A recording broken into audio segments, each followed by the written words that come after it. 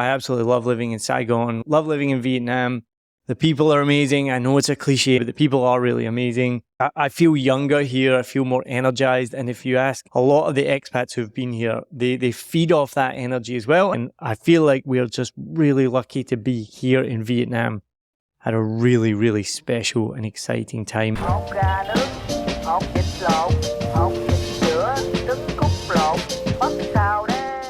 Welcome to a special episode of a Vietnam podcast with me, your host, Niall Mackay. This is the first time I've ever done an episode like this. I'm doing an Ask Me Anything. And I was so disappointed because I put out an episode a week ago. I said, send in your questions. And I got a big fat 0. It was like crickets out there, nothing. But thankfully, the power of social media, I put a couple of posts out and I had some amazing responses. So I have a list of questions to answer just for you in this special Ask Me Anything episode about a Vietnam podcast and life in Vietnam. So I'm really, really excited to bring this to you and share my experience over the last few years. I came here to Vietnam in 2015 with Adri for a vacation. We absolutely fell in love with the place, went back to New Zealand, and then immediately planned our trip to Southeast Asia. We came to Vietnam in 2016 to learn how to teach English. And we were still in love with the place, decided we weren't going to leave, stayed for a year, that became 2, that became 4, and it's now 8 and coming on nearly a decade. And Saigon in Vietnam is definitely a special, special place. So I'm excited to answer these questions and share them with you. I've only looked at them briefly, haven't had much of a thought, so you're getting more of a raw answer. And remember, if you want to join the Vietnam podcast community, you will be getting episodes like these before anyone else. You might be watching this right now before it's even publicly available. So go to patreon.com/a Vietnam podcast. You can join for free. You can join for as little as $1 a month. It's not about the money. It's about creating an amazing community of people who all love this podcast, who all love Vietnam and want to get together. And we're going to organize a cocktail pub crawl soon. We've done a podcast pub crawl. So you'll get invited to special events like these and you'll get episodes early as well. And I've got a whole bunch of exciting stuff planned in the future too. So make sure you go to patreon.com/a Vietnam podcast and you can become a Bop Sao Dare, which is our name for the amazing people that are already in the community. And thank you to the people who joined up just recently. It's really exciting to see you there as well and everyone who's already part of it. So let's get started. Don't forget, if you like this podcast, follow, subscribe, turn on the notifications, all that stuff from wherever you're tuning in from. And if you really like it as well, share it and then also join the community as well. So let's get started with my first ever Ask Me Anything. And I'm excited. Thank you very much to everyone who sent me these questions. I have a lot to get through, so I will try my best. I know I'm verbose, if that's the right word, and I like to talk. But I'm going to try and answer as succinctly as I possibly can. So the first question is, how are you? I'm good, thanks. That's a great one. Yeah, I'm very, very good. I'm very well. And number 2, this is for the podcast creators out there. Do you use Riverside to record your podcasts online? I don't. I don't think I've ever used Riverside. I use Descript, which I use to edit all of my own podcasts. My team uses it. And all the podcasts that we work with, we use Descript. And they've now got an inbuilt recording tool for online episodes, so we use Descript for everything. Number 3 is 5 local habits you never imagined you would pick up, but you have since you started living in Vietnam. This is a great question, and I feel like we talked about it recently, and if you didn't see it, go back and watch my video about mostly Grab drivers, bike drivers, delivery drivers peeing in the street. And I think coming here, you try your best not to adopt the local habits like that one. So obviously I don't do that. You see people like throwing trash. Not everyone, but some people, again, that's a habit you don't want to pick up. Another one that I really don't like is when people walk into the lift when you're coming out the lift. They don't let you get out first. So that's, again, I'm giving you habits that I haven't picked up. What I have picked up though, obviously some bad driving habits. So every now and again, I'll drive down the wrong way if it's just quicker to nip down that way. I don't do it very often. You did see a video of me not wearing a helmet very briefly. That's very, very rare. That's definitely not a habit I've picked up. They have on the traffic lights here, they actually show you the countdown timer. So you speed up when you see the timer going down, and that's a really bad habit. They're talking about taking away the timer, which at first I was like, no, but actually it kind of makes sense because You do speed up when you see that timer going down. So that's a bad habit I've definitely picked up. Was that 2 I've given you? 3 is using too much plastic. So I really try and not use plastic containers. I have a metal cup and I try my best to use that when I'm going out for coffee. But there is the odd time, like this morning when I was out and I didn't have it with me, and so I used a plastic cup. And I feel like that's something now we should be moving away from that. If I lived in New Zealand, I probably wouldn't be using plastic cups ever, but definitely using too many plastic cups and too many plastic bags. Not too much, but sometimes using a plastic bag as well. So that's quite bad as well. And my 5th habit, is that 5? I've lost count already, but I'll give you this one anyway. I think this is 5. In the theme of a lot of the podcasts that I've done lately, drinking a beer in the street. And that's just something that obviously legally you're not allowed to do that. So you just wouldn't do it in most Western countries, wouldn't do that in Scotland, wouldn't do it in New Zealand. You'd probably get in trouble pretty quickly. And I've made a joke about that before when I was doing stand-up. But being in Asia or being in Vietnam, there's no laws against it. People aren't irresponsible. There's not hordes of people walking down the street all drinking alcohol or beers. So it's just a different culture here. You can have a beer and walk down the street with it. Nobody's going to blink an eye as long as you're not misbehaving. But even there was just this week, I was out and we drank a beer on the way to go get food. And we're just walking on the street, walking the dogs, not harming anyone. But even then I was like, man, it's pretty weird. And I remember when my parents came to visit 8 years ago now, wow. Even they had a beer in the street and they loved it. They're like, wait, we can just buy a beer in the shop and walk down the street. So that's definitely a habit that I don't even know if any other Vietnamese people have it, but I've picked it up since living here. So I think that's 5. Okay. That's a good question though. Number 4, if someone told you 6 years ago that you would have started your own global reaching, award-winning podcast business, what would you have told them or thought? Yeah, I mean, if somebody had told me I had my own podcast business, never mind it was award-winning with a global reach, I would probably be like, yeah, right, whatever. I would never have imagined it. You know, I do things without thinking, and I started this podcast just for fun, for myself, because I love podcasts and I was bored. And if you told me 6 years ago when I started that this podcast had won awards, I would probably not have believed you at all. Have a global reach? Yeah, I'd be like, yeah, podcasts are global. I would have hoped and expected, especially being from overseas. But if you told me 6 years ago that I would have started my own global reaching and award-winning podcast business, I think it's one of those things where you'd be like, oh yeah, don't be crazy, that's stupid. But probably in the back of my mind, I would be thinking like, yeah, maybe. I didn't plan for it, but I would have thought maybe it could happen. And now it has happened. And that's pretty awesome. That's a great question. Thank you. Number 5, how has Vietnam changed in the last 6 to 7 years? And is it a good thing?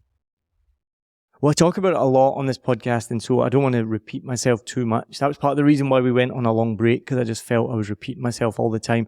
And in every episode, I'm talking about how much Vietnam has changed. I guess I need to qualify that as well always.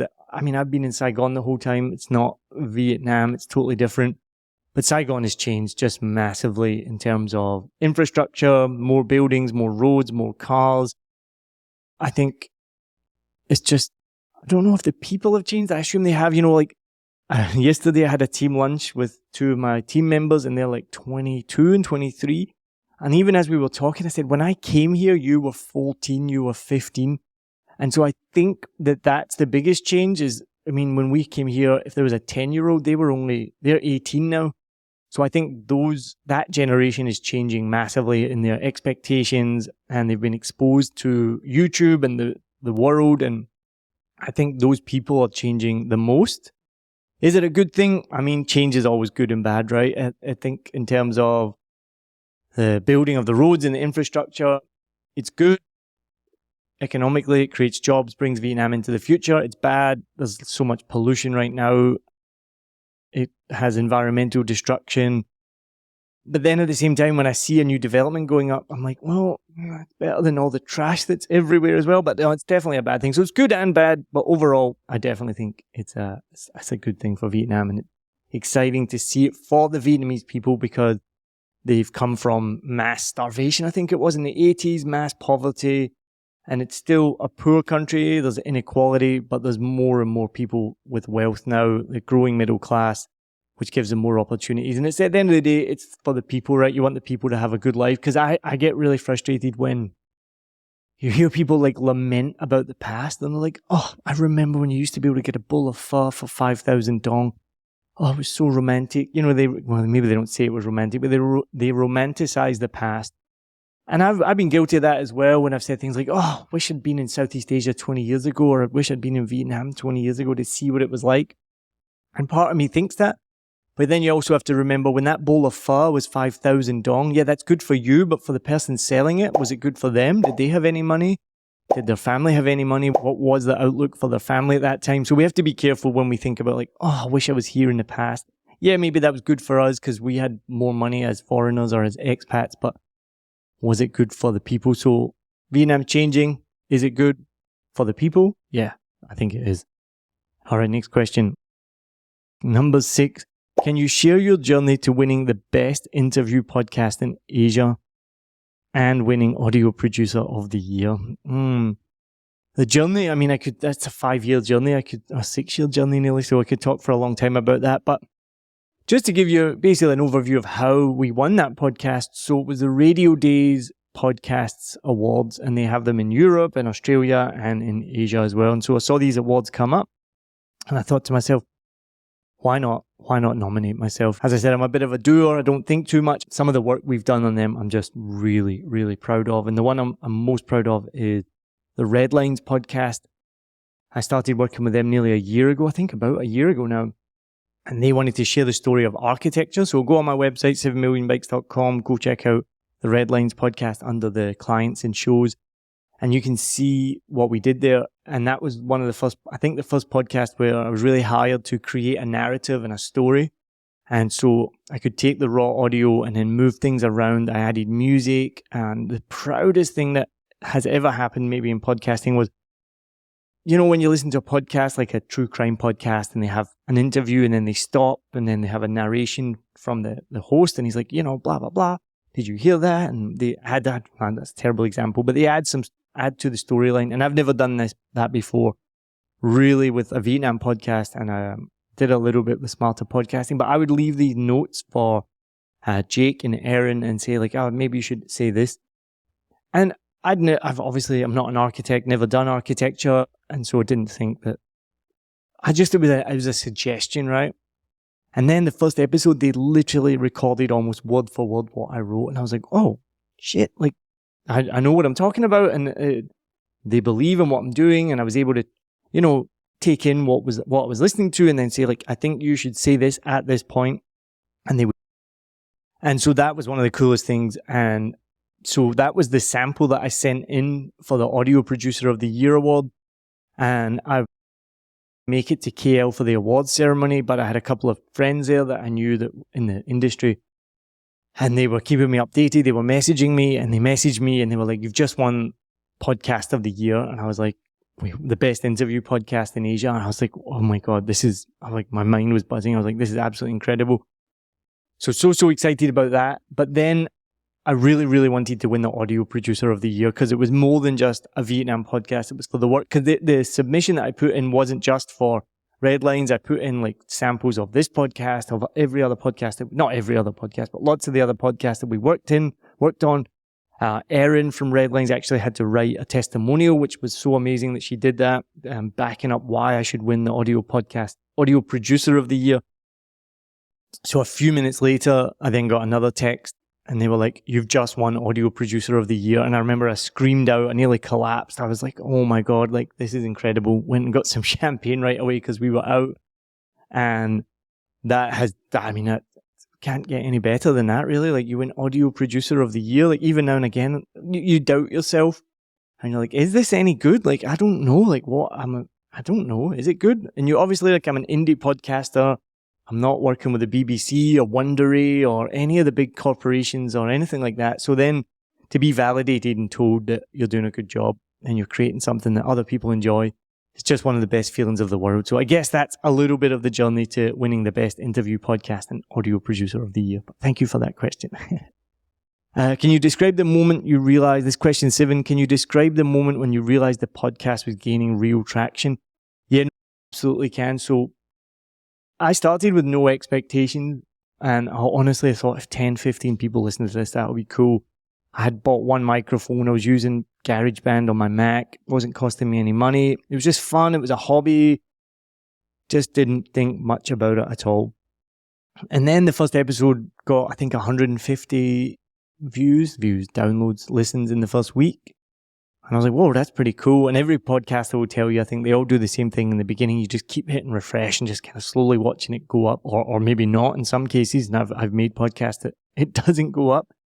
But it was just every day, every 5 minutes, it was going up. And I was like, whoa, this is crazy. And then it just kind of continued from there. But obviously, you always compare yourself to other people. And you're thinking, like, is this any good? I don't really know. And I can't remember the exact moment. It might have been like 2 years into it, a year into it. I can't remember. But I found this stat of what podcast got as a download, basically. And it showed that if you get 50 downloads, I think it is, per week, you're in the top 50% of podcasts worldwide. Oh, and then, sorry, I forgot, before that, there's a website called listennotes.com, and I went on there and you could find your podcast, the downloads that you got. And they said that a Vietnam podcast was in the top 10% of podcasts worldwide. I was like, wait, what? So, do I remember that the moment it was gaining real traction? That was the first time when I saw that top 10%. And I still didn't fully believe it, because I saw a lot of people say the same thing, like their podcast was in the top 10%, and they didn't really seem to explain why. But then when I found that stat about how many downloads and what percentage you were, and I was like, so okay, I'm not in like the top 1%, the top 5%. From that, probably in the top 20, 25%. I'm not exactly sure where Listen Notes, I think they're doing it on the total listens that you get per week, which for me, because I've got such a big back catalogue, the total listens is more than the like individual episodes. So the individual episode in the first 7 days might get 150 listens, but the whole amount of listens in that week will be like 500 or 600, because people are listening to all the old episodes as well. So those were the first moments when I realized, like, oh, okay, right, this podcast is gaining real traction. So that was really cool. So yeah, thank you for that question. That's a really good one. Number 8, can you share a memorable story / experience from one of your podcast episodes? I can, and it was with Suzanne T. Hien Hook, who'd been recommended to me by a listener because he'd read her story in the media, and he was like, you should contact this woman and it would be great to have her on your podcast. And it was during lockdown times. So it was all on, she was in the UK, so it was all online anyway. But her story is incredible. So you go back and listen to that podcast, Suzanne with a Z, Suzannet, Hien Hook. And yeah, her story is really, really tragic. So she was abandoned under a bush during the Vietnam War as a baby and found by a local orphanage or a monastery and taken to an orphanage. And she was the child of she was the child of Black and Asian parents. And as she described on the podcast, she never met her parents. She assumes that her dad was a Black soldier. Her mum was a Vietnamese woman. She didn't know if she was a product of rape, of a one-off fling. But all she knew was that she was left under a bush and sent to an orphanage. And then the tragedy continues, where she was adopted to great fanfare by this British family, religious family. And it was like, oh, amazing. Look, they're helping this child. They're bringing her to the UK so she can have an amazing upbringing. And she had a really, really, it's just a horrible upbringing. I'm not going to sugarcoat it. Go listen to the episode to get all the details. But like a really, really horrible upbringing. So really, really memorable story. And then what came out of that was, so I'm talking about this just yesterday with somebody. It's the only time I ever cried, I think, on a Vietnam podcast. I couldn't hold back the tears. There was another time where I wanted to cry, but I didn't. I couldn't hold back the tears this time. And what she said, it's lived with me forever. To this day, it still lives with me. She said that she didn't know what it felt like growing up to be loved. And I just couldn't comprehend that, right? So I've had an upbringing like many people. My parents divorced. They didn't get on. We had no money, little money, but life was good. We were in a good neighborhood, went to a good school. I went to university. I had no real complaints about my upbringing, but it was still tough, right? It wasn't like amazingly easy and loads of fun all the time, but it was good. And when she said that, what it made me realize was I did not know what that feeling was to be unloved. So no matter how difficult my childhood was, no matter what I went through, I never ever felt unloved. I felt love from my mum, from my dad, from my sister, from my grandparents and my family. And I was like, I'm so lucky. Like, how lucky can you be to grow up to feel like that? Like, that is incredible. And so at that time I would have been, I guess, 39, because I made it my point on my 40th birthday. Called my mum and called my dad separately. Obviously they're separated. But I managed to hold it together, and I told them both separately. I said, look, I know I had a difficult upbringing, but I did this podcast where this woman said that she never knew what it felt like to be loved. And I'm nearly crying now telling you this. I want to share with you guys that I never felt unloved. And I want to thank you both for that, because that's an incredible thing that you did for me. So thank you very much. So that's definitely my most memorable story / experience from one of my podcast episodes. So yeah, it's an awesome question. Thank you very much. Number 9, how does Vietnamese humour compare to British humour? That's such a great question. So I've been here for a long time, but I'm not like integrated into the Vietnamese community. And that's something as an expat, even when I lived in New Zealand, you're not fully integrated into New Zealand society because you're always going to be an expat. So this is my opinion from a distance, and also just from learning or hearing from other people. I think the biggest difference, and this may have changed now though, is that traditionally anyway, Vietnamese humour was all about slapstick. And so just slapping somebody in the face when they're in a funny costume would get like a massive laugh. That's what I heard anyway. So then just things like a man dressing up as a woman would get like such big laughs. That's just hilarious. Things that now in the UK, yeah, maybe in the 70s would have been funny. Even the 90s, you think about like Ace Ventura, the whole punchline of the whole movie was that the female was a man. So, but I think that's what I've learned. Traditionally, Vietnamese humour was like really based on slapstick and costumes and things like that. Whereas obviously British humour is so nuanced, right? And so cringe sometimes and awkward. And I mean, it's just, there's such a depth of range to British humour, from The Office to all the way back to Monty Python. So I think that's the main difference, though, but I do think that's changing. Again, with the younger generation, they've grown up with stand-up comedy. They know what stand-up comedy is. We now have in Saigon TU, which are Vietnamese comedians doing stand-up comedy, which I'd heard had never really been done before. So I think that's the main difference, is the slapstick nature of it. All right, number 10. Have you ever had any misunderstandings in Vietnam that led to funny situations?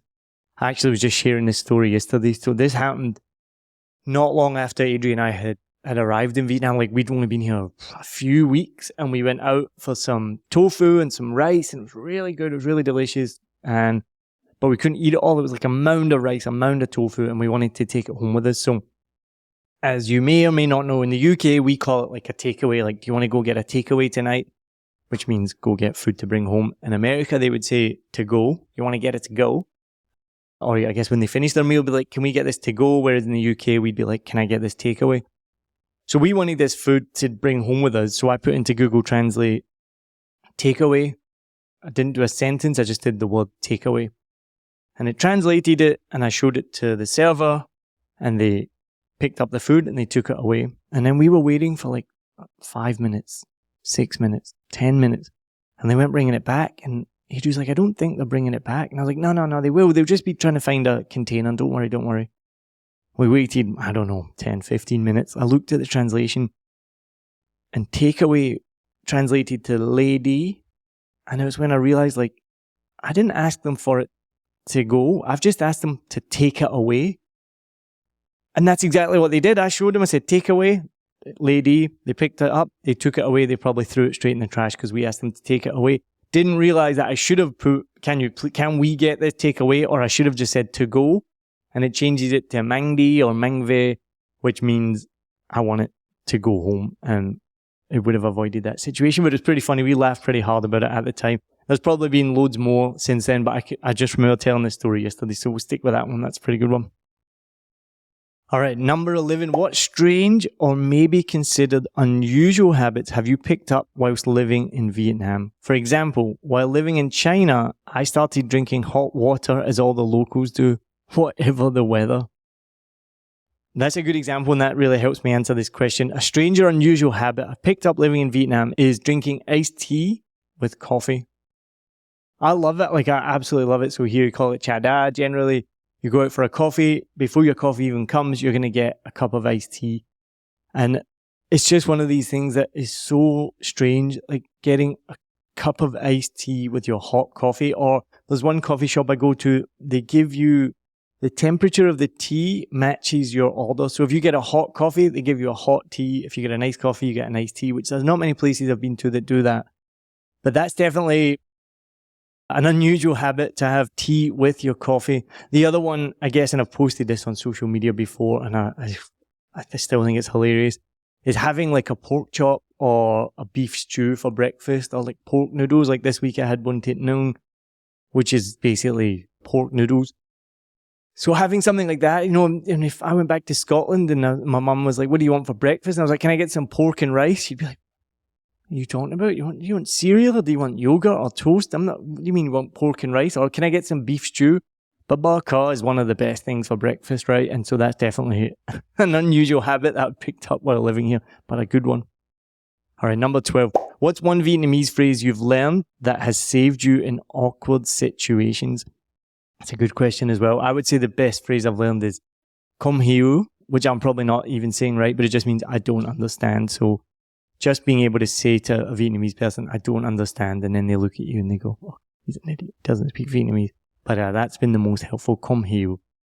Number 13. What is the most unexpected or unusual thing that you've learned from a guest on your podcast? That's a great question. I think the most unexpected thing was AJ Miller, who has just got back to Vietnam and I was just talking to today. So she is just a superstar. She's good at everything and she's a hilarious comedian as well. And so we performed together a lot. And at that time, I think it was like the second season, I was having a bunch of comedians on because like I had access to them. And she was one of them, and I thought we were going to have just like a really fun conversation. And I mentioned how there was one other time I nearly cried, but I managed to keep it in, and that was this episode. And yeah, I thought we were going to have a really fun time. And she shared her story of how she ended up in Vietnam, which I actually didn't know at the time. And so basically, her father was a soldier in the Vietnam War and a self-admitted killer, and felt terrible about it, and had actually passed away of Agent Orange-induced leukemia, and she'd helped him and nursed him in his dying days, basically. And she'd come back to Vietnam with his dog tags and to follow in his footsteps to kind of learn more about what he'd gone through. And she shared this in detail in the episode, so I would recommend going back to find it. And she was just amazed at the beauty of the Vietnamese people and how accepting they were. And she thought that they were going to be horrible to her. I guess I can't think of a better word, sorry, because it is quite dark.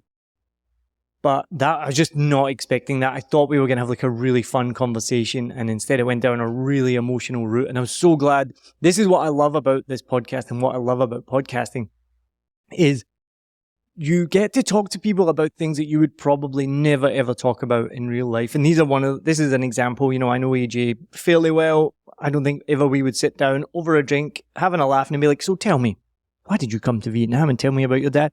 And there's been so many guests that it's really similar. So for me, it's just been one of the best ways to get to know a little bit more about people, and then share that with you as well, so that you get to know the story behind people. And that really was the impetus why I started a Vietnam podcast, because there was so many people in Saigon that I was meeting, and you would start to scratch the surface a little bit, and you're like, oh, you have like a really interesting story. And I wanted to share those stories on a Vietnam podcast, and I think we've done that. So that is a good question. And yeah, that was the most unexpected thing I've learned from a guest. All right, number 14, and these are no particular order. I've not put names to who they are, but number 14, what are the fun facts that you know about Vietnam that even Vietnamese people don't know? Man, that is a good question, because I don't know what Vietnamese people don't know. But I was just thinking, there's often times where I'll be with Ton, who's coming up in season 11, who's my personal trainer, or we had lunch yesterday, and now I'm trying to remember what are some of the things that I maybe talk about. And I'm like, do you know this? And then they'll be like, no. What are the fun facts that you know about Vietnam that even Vietnamese people don't know? Can't think of anything off the top of my head that's a good answer. Maybe the fact that Vietnam is like the third biggest producer of coffee in the world. I don't know if Vietnamese people know that. Yeah, sorry. I don't have a good answer to that one. If I think of it, I'll come back to it. All right. First one I haven't had a good answer for So yeah, that's the first one. I don't have a good answer for that. I'm sorry. You know what's going to happen tonight? I'll be lying in bed and then I'll be like, oh man, I thought of that answer. So if I do, I'll add it back in later. I probably won't. Number 15, how has living in Vietnam changed you? Also, you said you were vegetarian, and how was that changed in Vietnam? So how has living in Vietnam changed you? I mean, it's changed my whole life. Everything has changed. It's crazy. I don't think of myself as a different person, but I mean, not every aspect, but so many aspects have changed. So obviously I have a podcast now. I've done stand-up comedy for the first time, which was a dream for years, long before I came to Vietnam. I always dreamt of getting on stage, doing stand-up comedy, and I never ever had the courage to do it. It was really, really difficult to get up and do it, but I did it. So that's changed. Even I think if you listen to more than just this episode, if this isn't your first episode, and you've heard other ones, you'll know I've talked about it before. I mean, I was bullied when I was younger for being skinny. I've always been really, really thin. And when I got to Vietnam, it's terrible to look back at pictures. I was 63 kgs when I left New Zealand. I was so underweight and I was trying my best. I was doing weights. I was eating loads of tofu and eggs and cheese and pea protein powder, but just nothing worked and I couldn't put on weight. And then after being here for not that long, signed up for another gym, decided to start eating meat, followed a fitness program, which was not like a fitness program, like you weren't going to go run a marathon. It was like a bodybuilding program for skinny people. And I managed to put on a lot of weight. And I think the heaviest I've gotten was 88 kgs. I'm down to about 78 right now. But that's just massively life-changing. So even now I see myself in the mirror. Most people probably wouldn't notice a difference because I'm not like suddenly super muscly or super big. I'm still I always think of myself as still slender and thin. But yeah, I mean, that's just been the biggest change.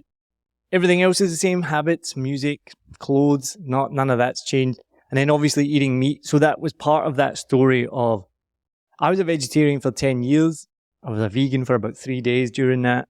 Adri became vegetarian when we met as well. And that was for environmental reasons, economic, treatment of animals, all of those things. Everything I was like, I should become a vegetarian. Everything I read about was like, it's a good thing to do and a good thing for the environment and the world. And it turned out for me, it wasn't good at all. I think because I have a naturally thin body, I went to a doctor's and they did like a bioanalysis and I was like 25%, my muscles were 25% less than what they should be because I just wasn't getting enough protein in my body. I was starting to eat my own muscles, basically, like get the protein from my muscles. And so I also had some other health issues and then I started eating meat and pretty much most of those health issues went away. I got bigger, I got healthier. Everything has become better for me. So I eat meat, but with a bit of guilt. Adrian will tell you there's no guilt involved. I do enjoy it. It tastes good. But I think coming to Vietnam as well, there's so much pork here. Cơm tam is one of my favorite foods now. I mentioned bún thịt nướng, bò kho is beef. Just that if you don't eat meat here, especially 8 years ago, the vegetarian food was mostly just fried, congealed stuff, which tastes delicious, but not healthy either. So there was really a choice of for me and Adrian was, do we eat meat and give up some of our values and maybe be unhealthy, or do we eat meat and be healthier? And that was the choice that we had to make. So that was a big difference, becoming a vegetarian. Number 16, how have you built your social circle here? By having a podcast. No, but that does help. It's something I think I've talked about before. It's really, really difficult to build a social circle as an expat, not just in Vietnam. When we were in New Zealand, we had one Kiwi friend in our social circle and he wasn't from Wellington. He was from the South Island. So even he probably found it difficult. It's not that easy to just move to a new country, a new city where people have known each other maybe from school and then just fit into that group. And so similar here in Vietnam, what makes it even more difficult is it's quite a transient population. So we've had some really good friends, but they're only here for a year or two and then they leave and they stay your friends, but your social circle disappears. And I remember when we first came here, someone said to us, if I haven't known somebody for more than a year, I don't go to the leaving party. I think that was the criteria. And I didn't really get it at first, but now I do. And, recently we started making some friends with people, but you keep them at arm's length. And sure enough, they leave and now they're gone. And you're kind of like, yeah, well, I'm kind of glad I didn't invest that time into that friendship, which is so sad. But that's a great question. Thanks for that one. Number 17, what do you do for fun and relaxation? Well, if you listen to this podcast, I like to go out, have a drink, have some fun, and just socialize, be with friends. For relaxation, meditate. No, I'm kidding. I don't meditate. I should. I do like to go for massages though. That's always good. That's one of the few times that I can actually kind of shut off my brain and just spend an hour relaxing. So that's always good. And then I mentioned before, we like to try and just do fun things that, that don't involve drinking. So, we did mini golf, or there's the 3D golf. We've done dance lessons recently. We've done pottery classes, or like a class. We made pottery. I mean, these are all kind of isolated things. Going to the movies as well. That's another good one. That is an opportunity to just relax and shut off your brain. And we're going to do an episode about that. Just how this is maybe something that surprises people who've not been to Vietnam, or if you don't know if you live here. Like, there's so many modern things that are just the same as the West. So we have really nice movie theaters, maybe nicer than back home. Popcorn, Coke, all of the things that you want at the movies. And of course, it's much cheaper as well. The only problem is movies come and go here really quickly. I don't know if that's still the same in Scotland or the rest of the world, but here a movie will come out, and even if it's pretty popular, within like 2 weeks it's gone. So if you want to see a movie, you've got to go see it right away. But yeah, I mean, there's just so many cool bars to go to. There's so much food to eat here, like different cuisines.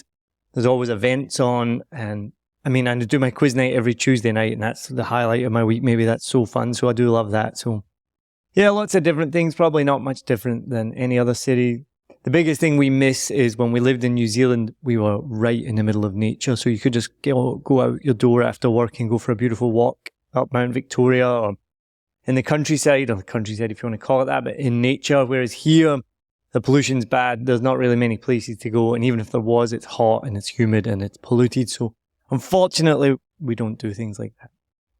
Number 18, how do you stay connected with your home country? Well, I mean, my home is New Zealand, more than Scotland. And I stay connected to there by listening to New Zealand radio every morning. When I wake up, I put on the delayed morning breakfast show, which means they'll be saying, it's 6:30 in the morning and it's 6:30 here. So that's always really cool. Get to hear all the news and the updates. A lot of it is stuff you just don't need to know about. How many road cones there are in Auckland, or the latest delay in the tunnel. But it's nice to be part of that, hearing them talk about sports and the latest comings and goings. Listen to some podcasts about New Zealand, and members of some Facebook groups still that I joined when I was in New Zealand, and still a member. So you get that update. And then obviously messaging people, even back home in Scotland and home in New Zealand, the messaging apps these days, WhatsApp and Messenger and all those apps, just make it so easy to stay in touch and talk to people. So I think it makes you feel more connected than ever. When I lived in Australia in the 2000s, which sounds so old when I say that, but like the late 2000s, so like 2007 to 2011, I didn't really keep in touch with my family that much at all. We didn't have, it makes again sound so old. We didn't have like all the messaging apps and things like that like we do nowadays, or they went as, group chats and things like that. Like everyone I know has a family group chat, and so we didn't have that. But so I remember actually going long spells without talking to anyone even. But now with the internet and apps, it's so much easier to stay connected. But definitely big shout out to Radio Hauraki in New Zealand. That really helps me keep connected to that country.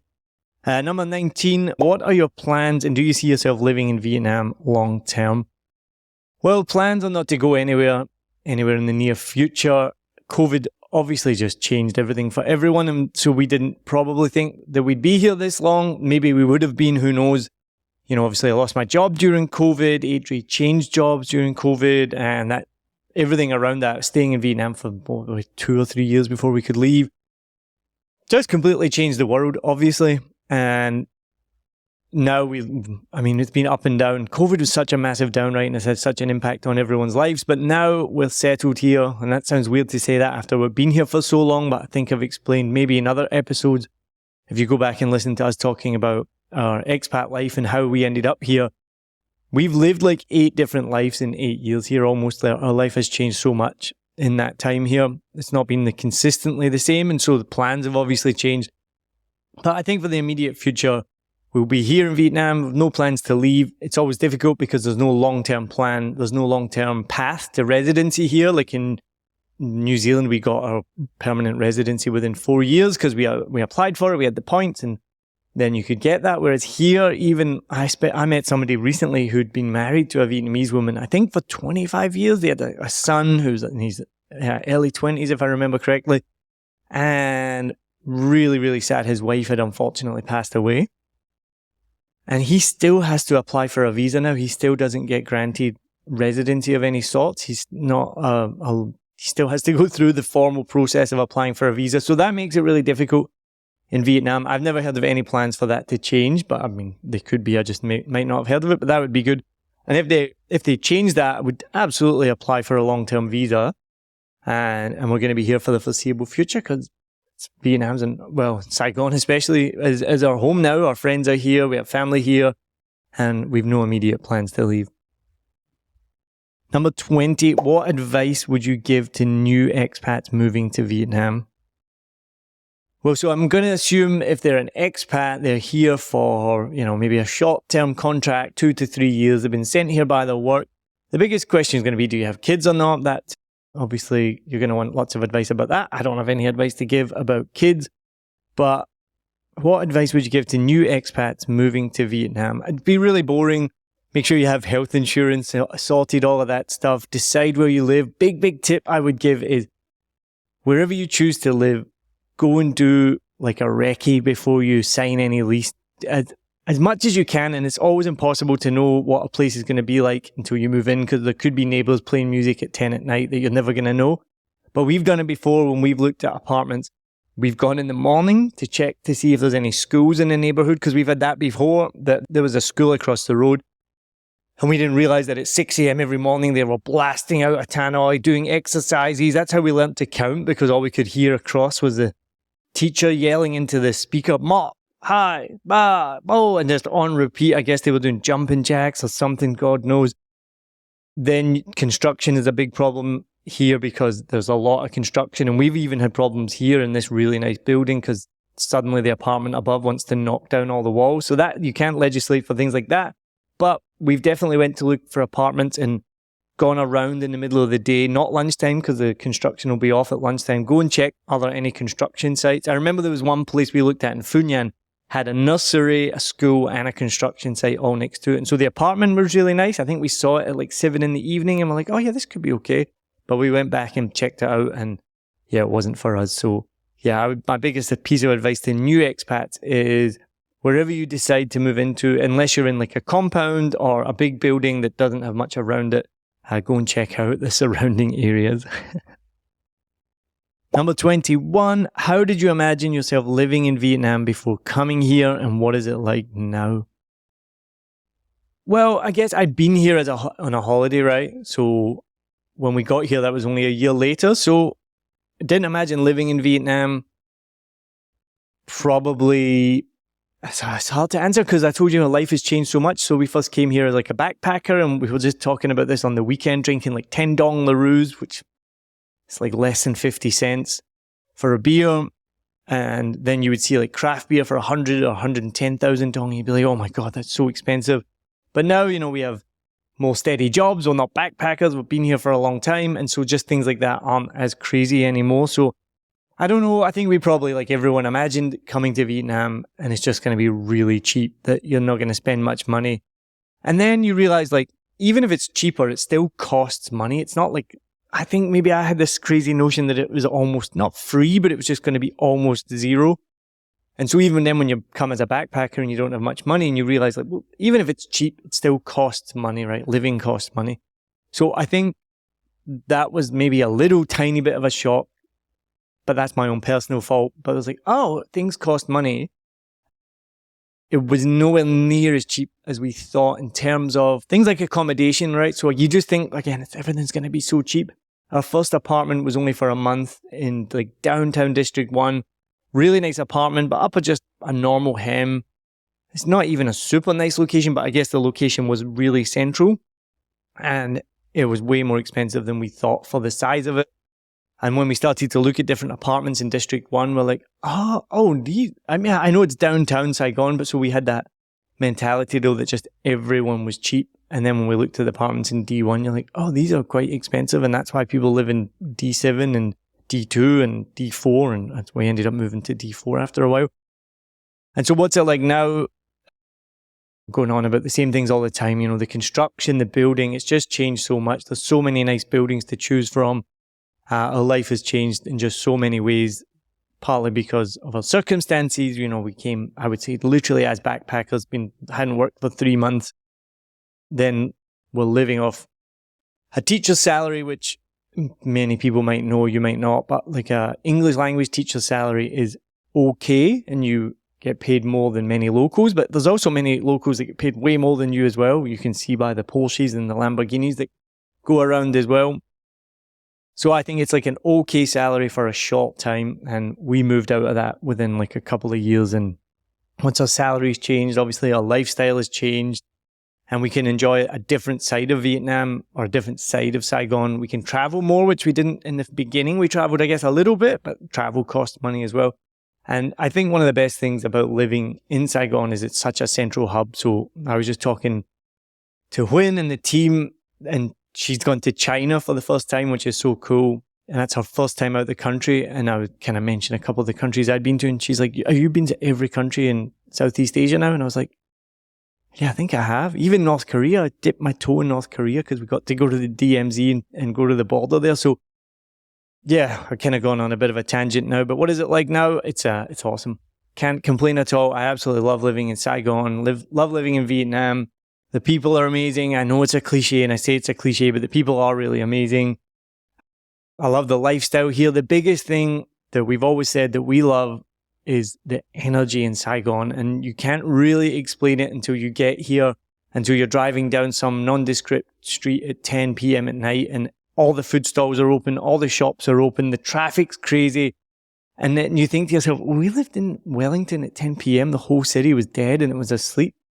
And even if, we are generally in bed by about 10 p.m. most nights, not on the weekend, but just to have that energy around you really helps you. And I remember mentioning to somebody the movie Cocoon, which really does date me as well. If anyone remembers Cocoon, a whole bunch of older people find some alien artifact, I think, and then it makes them feel younger. And I feel like Saigon is almost like Cocoon to me, where I feel younger here, I feel more energized. And if you ask a lot of the expats who've been here, they feed off that energy as well. And it's got its pluses and its minuses. So we talk about the craziness. There might be sometimes, I've definitely heard construction in the middle of the night. I've heard it on a Sunday morning. You get woken up at 6 a.m. by banging in construction or shouting and screaming from a school. There's pluses and minuses of that energy, and noise pollution is a real thing. And it's not just something that expats complain about. You see it in the Vietnamese news as well. It's one of the things that causes the most problems with mental health in Saigon. And that's why you do have to be really careful where you live, where you're going to set your base, because obviously you're going to live there and spend most of your time there. So if you do want to have that, something I hate when people say I want to have that authentic experience, there's no such thing as an authentic experience in Saigon. 95% of the people that live in my building are Vietnamese. So are they not living an authentic life? It's a ridiculous concept. But if you do want to go and live the authentic experience, which I guess would mean living down a hem where there's chickens and a tiny road and the buildings are all completely tight together, whether that's in District 4 or D3, just be careful what you wish for where you're going, because it might be like, oh, this is such a cool, authentic experience, quote unquote. But at the same time, there might be a rooster right out your door at 6 a.m. every morning crowing. There's going to be probably a group of locals singing karaoke till 10 at night, blasting on this tiny little speaker with the echo turned up. And I've yet to really hear anyone who can actually sing using one of those things. So that's what I say, go and check it out. That was my biggest advice. But thank you so much to everyone who sent in your questions. I couldn't have done this episode without you. I hope that has shed some light on my life and our life here in Saigon. I hope you enjoyed this episode as well. And I really hope you're enjoying a Vietnam podcast. What's happened over the last year has been incredible. If you don't know already, the Vietnam podcast, well, you probably heard the ad in the middle of the episode. A Vietnam podcast won the best interview podcast in the whole of Asia, which is just absolutely mind-blowing. At the same award ceremony, I won Best Audio Producer for not only my work on a Vietnam podcast, but all the clients that we worked for as well. Earlier on in the year, we won the Great Company Award at the BritCham Gala Ball, so for 7 Million Bikes podcast, for the work, I guess, that we've done in Vietnam in the podcast that we produce. And I didn't even realize how many we made about Vietnam. So we have obviously a Vietnam podcast. We make the Vietnam is Awesome one. We do the FIDINUM Global Investment Group, all about getting investment into Vietnam. We've worked on You Don't Know Vietnam. Had my podcast that I used to do called Did That Really Happen? We had a whole bunch of Vietnamese comedians on there.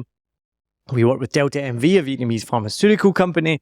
And there's a few more in there that I'm forgetting off the top of my head. So we're really, really proud to be able to share Vietnam and all its amazingness with the world, whether that's about business or pharmaceutical marketing or comedians. It's so amazing, and I feel like we are just really lucky to be here in Vietnam at a really, really special and exciting time, and that's probably why we are in no rush to go anywhere soon. So thank you very much for all your support of our Vietnam podcast. Thank you so much for listening. If you do want to become a Bup Sao Dare and join the community, go to patreon.com/a Vietnam podcast.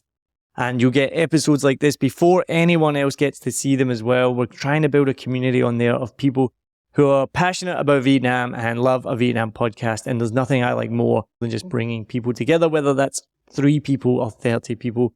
So go to patreon.com/a Vietnam podcast. Remember, turn on notifications, like it, follow it, review it, rate it, do all of that things that can help the podcast grow. It doesn't cost you any money. It takes 2 seconds. And the best thing that you can do is if you do like a Vietnam podcast, you know somebody who's coming to Vietnam or they live here, then please share this episode with them so they can be part of our community as well. So thank you very much for listening. Cheers.